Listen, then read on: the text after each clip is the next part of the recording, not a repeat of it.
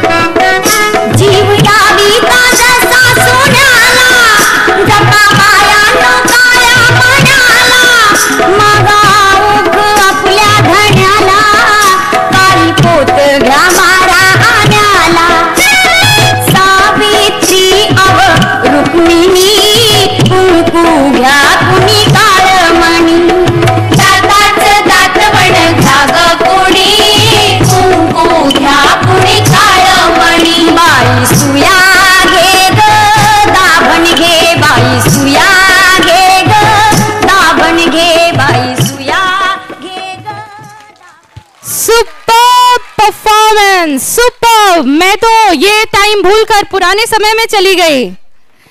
को होस्ट जरा एक बार जोर से चिल्लाओ तो।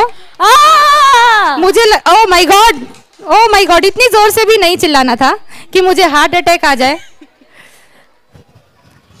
ओके, मुझे तो आवाज